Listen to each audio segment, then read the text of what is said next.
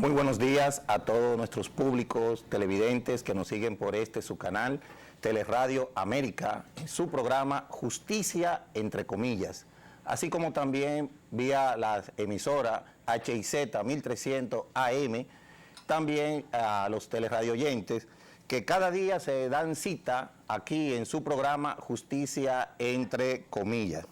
En el día de hoy estaremos haciendo el programa sin nuestro hermano y amigo coproductor Fran Abreu, quien se encuentra asumiendo compromisos en conjunto a su esposa, a quien le mando un bello saludo.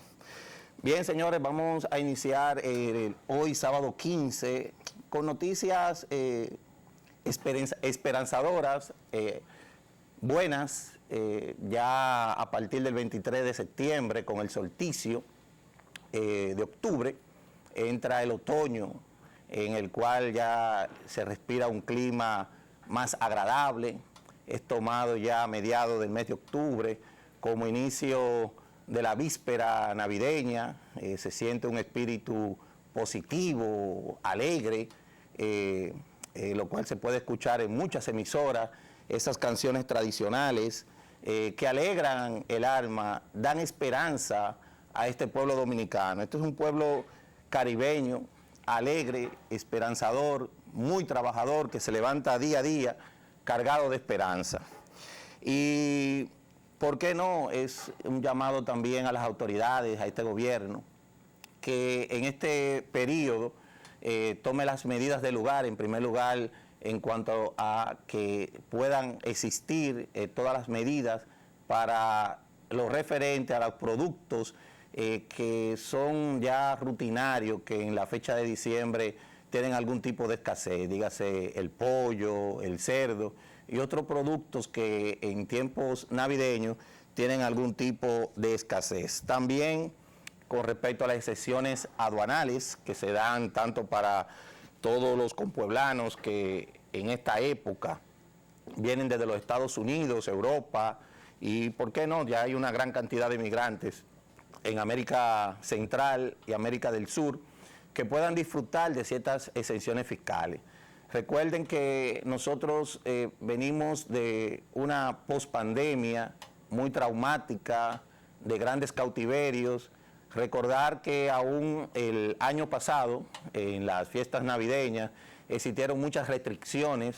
Realmente yo creo que un partido y un presidente que, aunque no lo ha dicho, está en reelección, debe en este diciembre soltar un poco las riendas.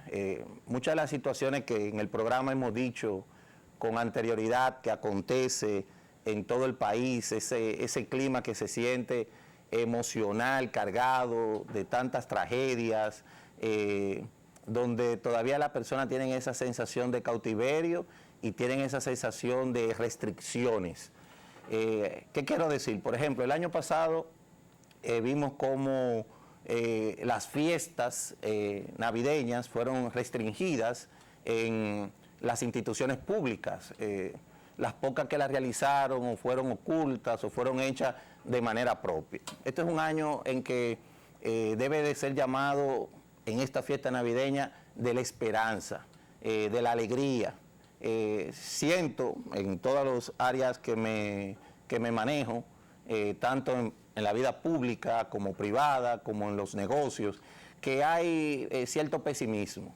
La crisis económica, el tema del combustible, la inflación, la canasta del hogar, los precios, que si va o no a haber aumento salarial, trae como consecuencia de que en una época que es tradición mundial en que se llene de paz, de alegría, en esta guerra entre Rusia y Ucrania, el presidente debe tener cierta holgura en cuanto, en primer lugar, a las instituciones públicas, promover en base al ahorro, en base incluso al cooperativismo, que sean realizadas fiestas en las diferentes instituciones públicas, en el cual le lleven cierto control y de alegría a esos servidores públicos y que sea también transmitido esa alegría a los referentes a las instituciones privadas.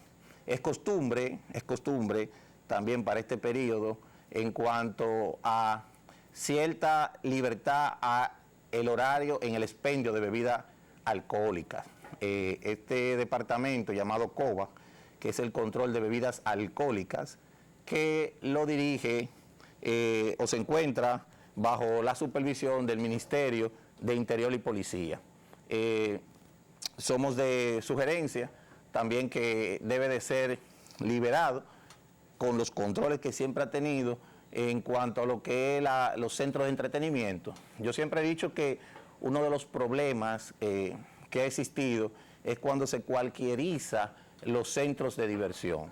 Yo creo que en cuanto a la libertad de la extensión de los horarios, debe de ser a los centros de entretenimiento y discotecas que cumplan con los requisitos. O sea, que esa apertura no debe de ser a los car wash, a los bares, o sea, esos centros deben de tener, los licor, deben de tener el mismo horario que tienen hoy en día. Pero estos centros de diversión que tienen y cumplen, luego de pasar los rigurosos supervisiones que son impuestas, como son medidas de seguridad en cuanto a tener la cantidad de seguridad necesaria, revisión mediante sistemas de detención de metales, salidas de emergencia, que tengan también la supervisión y control y aprobación certificado por los cuerpos de bomberos y el Ministerio de Salud Pública, puedan gozar de cierta libertad del horario, porque el ciudadano debe de una manera u otra tener la libertad de entretenimiento, pero también de una manera u otra ayuda a motorizar la economía nacional, que evidentemente en todos los renglones, no solo del entretenimiento, sino de otras áreas, se encuentran limitadas. También vimos como el año pasado fueron muy restringidas las fiestas populares, a las cuales los gobiernos anteriores nos tenían acostumbrados en los parques nacionales, patronales y en lugares específicos que permiten la aglomeración de personas, como una forma de también incentivar el entretenimiento. También establecer que llegó la pelota invernal, la edición número 69, que es el pasatiempo nacional. Muchos gobiernos y muchas situaciones se apaciguan con esta tradición y deporte rey de la República Dominicana, que llega a su edición 69, luego de que los gigantes del Cibao obtuvieran la corona de campeones nacionales el año pasado, lo cual no pudieron mantener la racha que siempre hemos tenido en la famosa Serie del Caribe. Este año inicia, por cierto, en el día de hoy, en los diferentes estadios nacionales del país. Saber que hay los aprestos de que otras zonas del país puedan también participar en estas fiestas, en esta liga de béisbol invernal, compuesto, quienes se disputan la entrada es Puerto Plata, el cual se ha hecho una inyección importante de capitales para el remozamiento y arreglo que tenga las condiciones necesarias, el estadio central que tienen allí. También vemos como Miguel Tejada es jugador de Grandes Ligas y gloria nacional por muchos años de las Águilas Cibaeñas, también está haciendo las diligencias necesarias para ver cómo Baní pudiera ser también una zona en el cual pudiera instalarse un equipo de béisbol. Llamamos a las posibilidades siempre y cuando primero se hagan las inversiones necesarias del estadio. Veo un poco incómodo geográficamente por la distancia, las condiciones también del terreno. Sabemos que la mayoría de los juegos son transmitidos y realizados en horas nocturnas en cuanto a la distancia en que se encuentra Puerto Plata. Pero ya es un tema de logística y de horario en que iniciarían dichos juegos.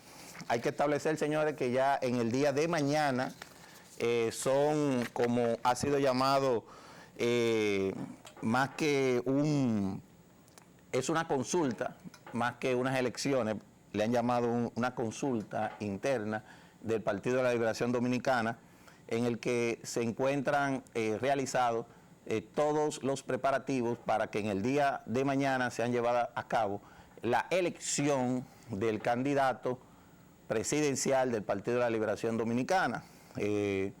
Hay que felicitar al Partido de la Liberación Dominicana, el cual siempre se ha caracterizado por una organización excelente en cada una de sus realizaciones. Vemos como en toda la campaña que fue llevada a cabo por estos 6 candidatos, el cual se retiró uno de ellos, no han traído ningún tipo de pugilato ni de comentarios entre ellos negativos, del levantamiento de trapitos sucios, sino se ve una armonía necesaria en un partido que ha perdido mucho, primero la división interna que tuvo de su expresidente Leonel Fernández Reina y Danilo Medina, y luego la forma en que perdieron las elecciones anteriores y el sometimiento masivo que ha tenido de muchos de sus funcionarios públicos cercanos al presidente Danilo Medina,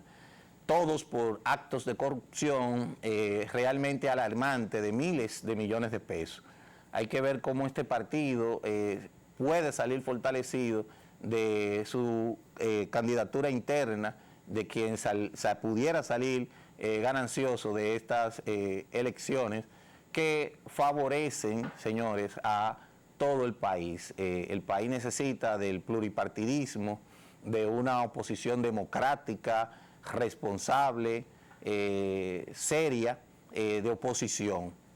Y sabemos que los demás partidos han cooperado a que el Partido de la Liberación Dominicana pueda realizar unas elecciones tranquilas, al establecer y manifestar por diferentes medios de comunicación que detienen cualquier tipo de proselitismo o de situaciones oficiosas del gobierno. Así lo ha anunciado el PLD, la Fuerza del Pueblo, y veremos, han sido creo que muy pocos o ninguno, que solamente Leonel Fernández, luego de Hipólito Mejía, que luego de perder unas elecciones, un partido oficialista pueda volver al poder. Vemos que desde que la muerte o el ajusticiamiento de Rafael Leonidas Trujillo y el breve término en que gobernó el Partido Revolucionario Dominicano, encabezado por Juan Bosch, 12 años estuvo en el poder Joaquín Balaguer con el Partido Reformista Social Cristiano, para luego dar paso a Antonio Guzmán, pero previo a Antonio Guzmán, Salvador Jorge Blanco. Vemos como el PRD entonces tiene 2 periodos consecutivos para luego pasar al poder otra vez a el doctor Joaquín Balaguer, quien luego de 3 periodos, uno recortado a 2 años, entonces pasa al poder por primera vez Leonel Fernández Reina, el cual dura 2 periodos, para luego pasar al gobierno de Hipólito Mejía, quien luego de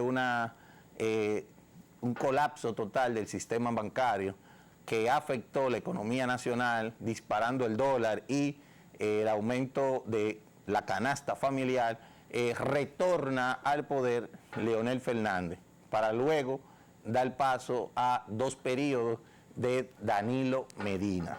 ¿Por qué hago este análisis estadístico, histórico, de los diferentes gobiernos que ha tenido? Bueno, en primer orden, la abuela, por llamarle así, porque ya es un partido muy deteriorado, muy desacreditado, el Partido Revolucionario Dominicano, ha sido la madre de todos los demás partidos, a excepción del Partido Reformista Social Cristiano. Y cuando digo de todos los demás partidos, me refiero a los partidos mayoritarios, claro está. De ahí nació el PRI, de ahí nació el Partido de la Liberación Dominicana, los cuales dieron otros hijos, que fue la Fuerza del Pueblo, como todos sabrán, y el PRD, del cual salió el Partido Revolucionario Moderno, que para muchos es una copia exacta de lo que fue el Partido Revolucionario Dominicano. Primero porque sigue la trayectoria o en parte la idiosincrasia peñagomista, que es quien da origen a este partido. Pero lo que quiero traer a colación es cómo vemos que solamente en el caso del PLD, con el fatal gobierno a nivel de los problemas mencionados de Hipólito Mejía que tuvo de la crisis, puede volver al poder. Es el único partido con experiencia que luego de haber perdido unas elecciones puede volver al poder. ¿Qué quiero decir con esto? Que la fuerza del pueblo dice tener, ha alcanzado en estos 8 años que ha tenido de trabajo, o va a tener después del 2024, de trabajo interno y de acatar o obtener una cantidad en su planilla de personal que se ha inscrito en su gobierno, la posibilidad de llegar al poder, pero quizás no tiene una estructura tan fuerte y que toma un tiempo como lo tiene el Partido de la Liberación Dominicana, en el cual los grandes críticos establecen que la única posibilidad real, material, de que el PLD o la Fuerza del Pueblo pudieran llegar a ser un gobierno en el año 2024 es en que exista una alianza y que puedan fortalecerse de manera interna y que pudiera existir una segunda vuelta. Hay que ver la posibilidad de que el Partido de la Liberación Dominicana pudiera hacerlo. Nosotros creemos que Luis Abinader, que aún están en la gatera, en el que no han elegido la reelección o otro candidato, que sabemos que será Luis Abinader, debe de una manera u otra apretar, principalmente en lo que ha sido nuestro primer comentario principal del programa del día de hoy. El Luis Abinader, que está a mitad de gobierno, a mitad y un poco más en esta Navidad, debe de ser más holgado. Cambiar esa tendencia exegética, normática y reglamentaria de todo por la línea. O sea, un poquito de libertad y que el pueblo dominicano pueda sentir un poquito de respiro y de paz, tanto en el bolsillo como en los alimentos y también en lo propicio de este periodo de fiestas. Señores, nos vamos a un pequeño pausa comercial y cuando regresemos seguiremos con otras noticias en el ámbito judicial.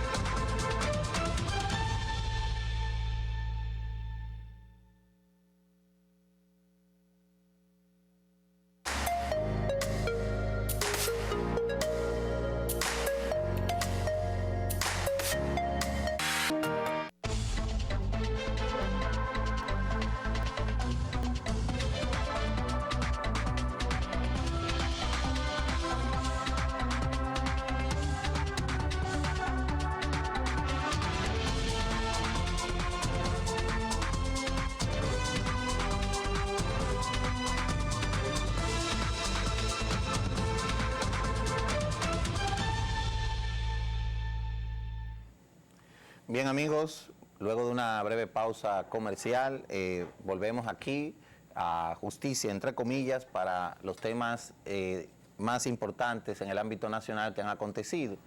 En el tema judicial, señores, tenemos que hablar de estos grandes casos de corrupción que se encuentran apoderados en el Palacio de Justicia del Distrito Nacional. Son grandes por varias razones. Son grandes, en primer lugar, por las cantidades de personas que se encuentran sometidas a la acción de la justicia, decenas de personas. Son grandes porque involucra a grandes ministros y funcionarios del gobierno anterior, y además son grandes porque se tratan de actos de corrupción. Si hay algo que limita el crecimiento de los pueblos es que el desfalco de miles de millones de pesos que son llevados a cabo por servidores públicos que se juramentan y son llamados a hacer cumplir las leyes de nuestros países. Debemos de decir que uno de los casos que se encuentran iniciados y avanzados es el caso denominado Antipulpo, que lo encabezan, por decirlo así, dos de los hermanos del expresidente Danilo Medina. Hablamos de Alexis Medina, Juan Alexis Medina Sánchez y Carmen Magalis Medina. Involucra varias instituciones del Estado, como es el FONPER, varias de las dependencias de la CDEE, la OISOE, Obras Públicas, y hablamos de cuantiosos miles de millones de pesos y a 21 instituciones de razones sociales o empresas. Hay que decir que este proceso ya inició la audiencia preliminar y al día de ayer es un proceso, estamos en la fase de audiencia preliminar y como hemos dicho anteriormente, la audiencia preliminar es la fase intermedia y es donde el juez verifica si existen elementos de prueba suficientes, idóneos y legales para un juicio de fondo. O sea, en una audiencia preliminar no culmina un proceso, sino un juez verifica la legalidad de los medios de prueba, si la acusación que se está imputando en la calificación jurídica es la correcta o también si existen imputados de ellos que los elementos de prueba no son suficientes o no existen elementos de prueba para un juicio de fondo. Siempre hemos hablado de lo grande de estos procesos que la normativa procesal penal dominicana, incluso que establece la complejidad de los casos en el que aumenta los plazos procesales, ha sido cuestionado si 4 años, que es el plazo máximo de todo proceso, será suficiente, ya que ahora en diciembre, por poner un ejemplo, el caso Antipulpo, cumple 2 años, 2 años y algo de investigación. ¿Qué quiere decir esto? Bueno, si en 4 años será suficiente para que pueda culminar ante un juicio de fondo y la pequeña extensión de 12 meses que se da para el tema de los recursos de apelación y casación. Vamos a decir que ya este proceso tiene 234 páginas, pero estamos hablando de un proceso que tiene casi 3.500 hojas.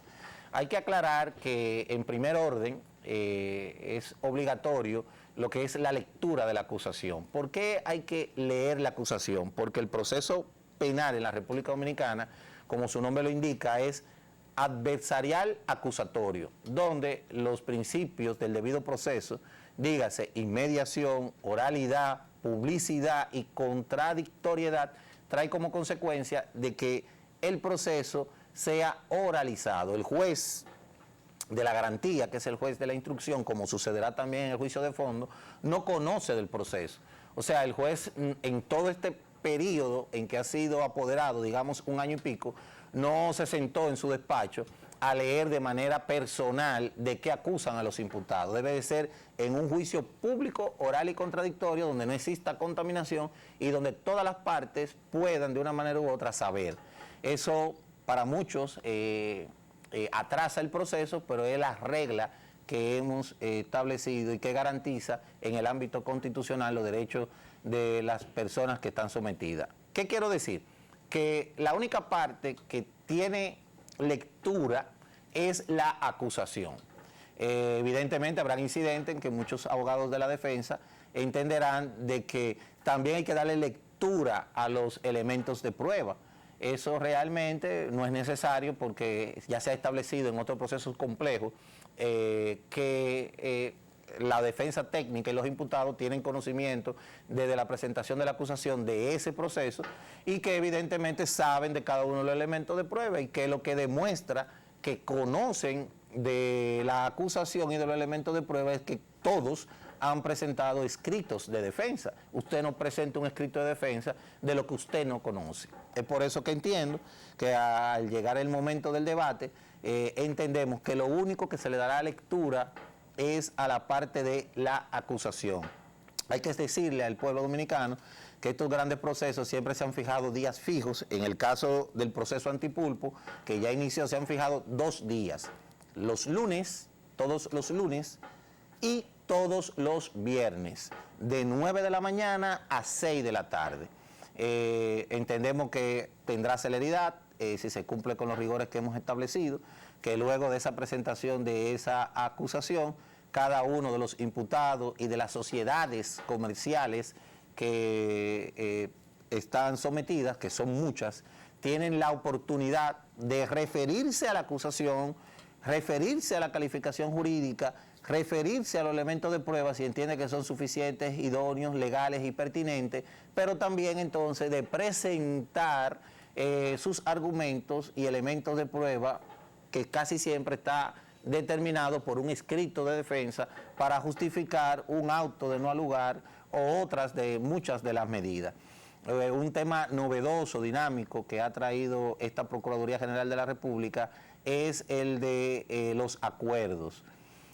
Acuerdos que están basados principalmente en delaciones. Hemos visto como muchos de estos acuerdos se dan en base a, primero, establecer su participación y o culpabilidad, y delatar también a otros imputados para de una manera u otra fortalecer lo que es la acusación y los medios de prueba de los imputados. Entiendo que muchos en la preliminar se saldrán condenados en base a estos acuerdos y otros también irán más light en un juicio de fondo. En el caso del proceso Medusa, el lunes, Jean Alain irá nuevamente ante el juez de la instrucción a solicitar una variación de medida de coerción. Hemos visto en cierta manera una campaña mediática en la prensa, donde en espacios pagados, tanto la defensa como el mismo Jean Alain han filtrado cartas públicas estableciendo el tema de que ya la prisión de él se ha convertido en una condena anticipada y una campaña mediática y de populismo penal que le impide salir de la prisión preventiva. Miren, hay que establecer que las reglas están claras en la normativa procesal penal dominicana. Es cierto que para la población, en sentido general, cuando a un ciudadano de estos casos tan graves se le varía la medida de coerción, se entiende que el caso de una manera u otra pierde vigencia, se desinfla y comienza a entenderse, primero, de que va a haber una impunidad. Segundo, de que comienza a verse a ese ciudadano como un ciudadano también inocente. Y es un tema quizás de educación, en el que la medida de coerción lo único que busca es garantizar que el ciudadano se presente a todos los actos del proceso. O sea, una medida de coerción, esa es su garantía. Y real y efectivamente, como sucedió con Juan Alexis Medina, en el que hubo una variación de medida de coerción de prisión preventiva a arresto domiciliario y lo acompañó varios de otros imputados. Lo mismo, señores, sea el lunes, sea este año, sea el próximo año, va a suceder. O sea, 5 años, 4 años que durará este proceso guardando prisión preventiva, Jean Alain no traerá una situación distinta a una posterioridad, un juicio de fondo y una variación de medida de coerción. Lo que sucede es que luego de que hay una variación de medida de coerción, como es el caso de la especie y ha sucedido con los casos que anteriormente nosotros mencionamos, es por un cese de medida. ¿Qué es esto? Que la normativa procesal penal dominicana ha establecido lo que es el plazo máximo de prisión preventiva, que es de 1 año, y de 18 meses cuando se trata de casos complejos. Dirá también gran parte de la ciudadanía que nos escucha, y por qué no, muchos abogados que nos siguen por este medio, que por qué entonces en otros casos de ciudadanos de a pie, y por qué no, también de homicidios y de sustancias y de casos de droga, estos ciudadanos duran 3 y 4 años presos hasta tener una sentencia condenatoria y nunca obtienen su libertad. Ahí estamos de acuerdo de que la regla debe de ser para todos. O sea, si estos grandes casos se decide una variación de medida de coerción con respecto a que son personas que tienen arraigo suficiente, domiciliario, social, laboral, también en esos casos debe de suceder. Las situaciones que impiden, en la mayoría de los casos, no de estos grandes casos de corrupción, sino de todos aquellos en el que mantienen la prisión preventiva hasta un juicio de fondo, los cuales llevan 3 y 4 años, es en primer orden la gravedad del caso. Y luego de la gravedad del caso, ¿qué tipo de influencia pudiera tener este ciudadano luego de salir de prisión con respecto a los testigos, a los medios de prueba, y tercero, con respecto a la posibilidad de salir del país? En primer orden, las medidas de coerción, en su mayoría de estos casos graves que se ponen, son el de arresto domiciliario, son el de grillete, combinados con impedimento de salida.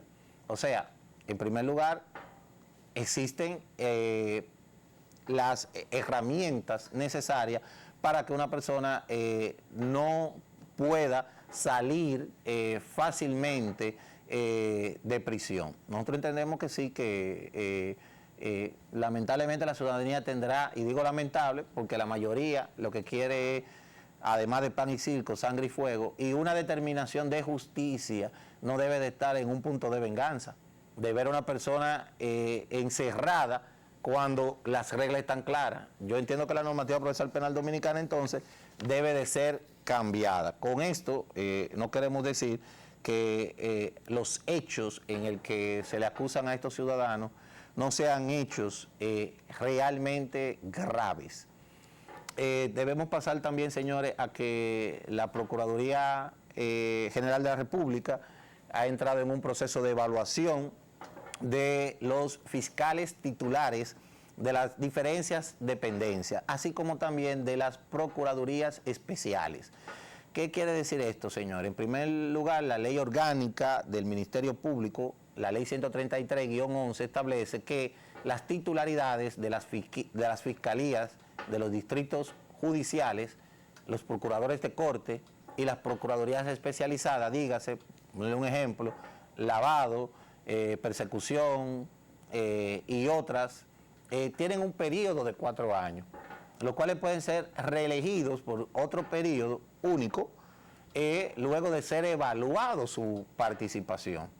Ya en enero terminan este periodo de una titularidad, señores, que ha sido muy cuestionada desde el momento en que se llevó a cabo, en primer orden, por entender que fue viciada, contaminada y fue elegida selectivamente por el que hoy está guardando prisión y que encabezaba el Procurador General Jean Alain Rodríguez.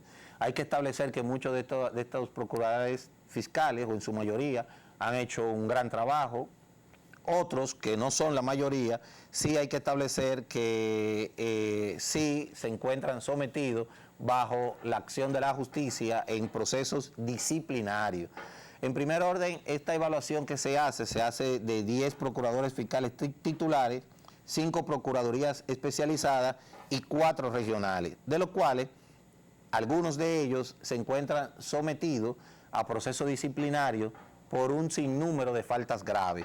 ¿Quiénes de esos se encuentran sometidos?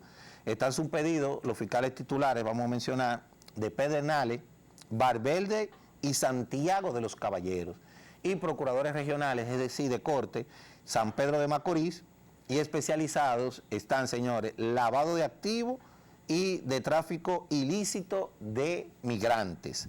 Estas personas se encuentran ya, en su gran mayoría, con acusaciones ante el Consejo del Ministerio Público, como hemos dicho, por falta grave.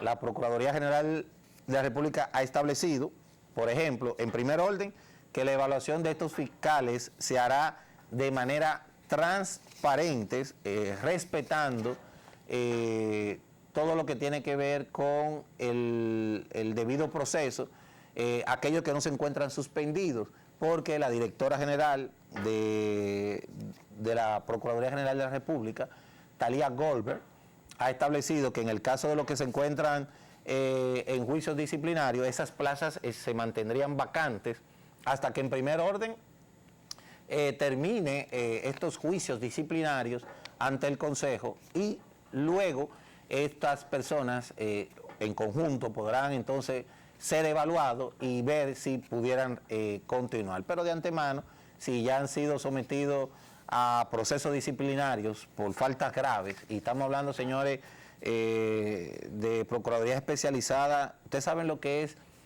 que el encargado de lavado de activos de la Procuraduría General de la República esté sometido a un proceso disciplinario por falta grave en el manejo de procesos de lavado de activos, de casos de narcotráfico, de casos de todo tipo. Es una situación que esperamos que la Procuraduría actual, que nos tiene acostumbrados por el momento a actuar con transparencia, pueda llevar a cabo este proceso de limpieza o de reevaluación de manera correcta y sin cuestionamiento. Señores, vamos a una segunda pausa comercial y cuando regresemos seguiremos dándole más noticias a nivel nacional e internacional.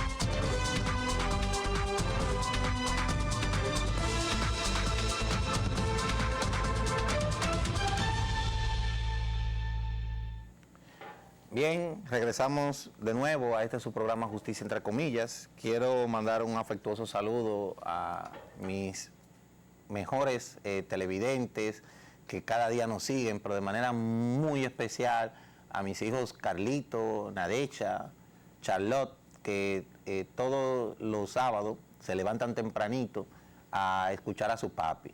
También a ese gran artista salsero Luis Galvez. Gracias, hermano, por seguir este programa y principalmente por tus buenos comentarios que siempre me haces de manera personal en muchas áreas. Tenemos que decir, señores, que también en el país consternó mucho, vimos las imágenes, de cómo 3 estudiantes fueron heridas de varias estocadas en una escuela de San Luis por otros compañeros de clase.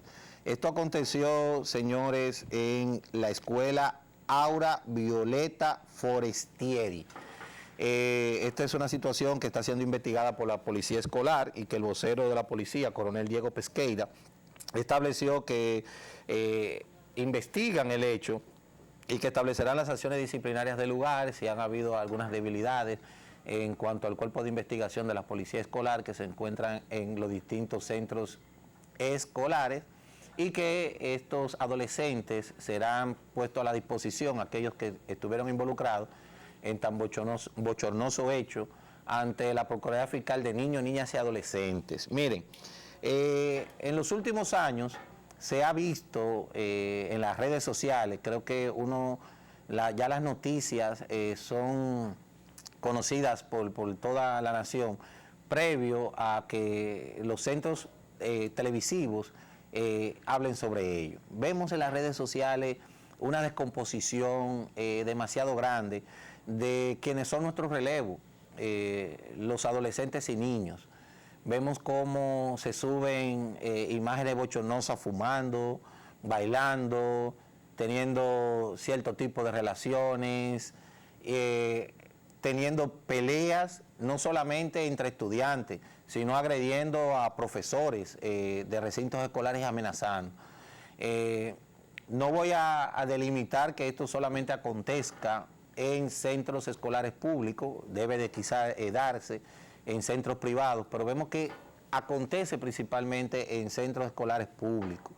Tenemos que hacer unos análisis de qué está aconteciendo y qué medidas debemos de tomar. Yo soy de los que pienso que las primeras medidas son en el hogar. Si los hogares hay una descomposición de la familia, por más que hagan los profesores, es poco lo que se puede avanzar. Este tema de moral y cívica, de educación, que cuando entraba un profesor, todos deben pararse del aula y dar respeto, el horario de llegada, la vestimenta que debe de tener un estudiante, el orden para la llegada al recinto escolar y la salida del recinto escolar. Si usted quiere ver situaciones de todo tipo en un centro escolar, señor, usted solamente tiene que pararse a esperar que abran la puerta de un recinto escolar, para que ustedes vean la cantidad de situaciones que se pueden verificar. Nosotros sabemos que el Ministerio de Educación se encuentra ahora bajo muchas pruebas de fuego, el nuevo ministro de Educación, pero hay que verificar en el penso escolar ese departamento que es orientación, esas materias extracurriculares como es moral y cívica, y esos reglamentos de conducta y comportamiento que debe ser más allá del interno a la salida. Y cómo puede existir un monitoreo y supervisión, tanto entre el recinto escolar y esa comunicación perpetua, continua, que debe existir entre los padres. Debemos, señores, prestarle mucha atención porque, si se fijan, lo que acontece a nivel mundial, pero principalmente en Estados Unidos, que nosotros somos el patio y nosotros somos una copia mal hecha de las cosas malas que acontecen en Estados Unidos. Vemos, señores, cómo fue condenado a cadena perpetua el joven menor, 17 años, 18, 17 años tenía en ese momento, Nicolás Cruz, quien mató a 17 personas con un rifle de asalto y hirió más de 20 personas. Esta persona fue condenada a cadena perpetua, pero en el día jueves vimos como un jovencito de 15 años, también mató a 5 personas con un rifle de asalto y que se encuentra en estado de gravedad. Si no menos cierto, el problema de allá con el tema de las armas de fuego, no menos cierto es que fuera, quitando estos casos continuos que suceden en Estados Unidos, vemos una descomposición también en el tema y del libertinaje de la educación de los Estados Unidos, y nosotros, cuando digo una copia, es que debemos de prestar atención a lo que está aconteciendo y copiar de esos países, de las medidas que están tomando. Por ejemplo, esto que llamamos policía escolar, señores, 1 o 2 policías que están casi siempre fuera del recinto escolar.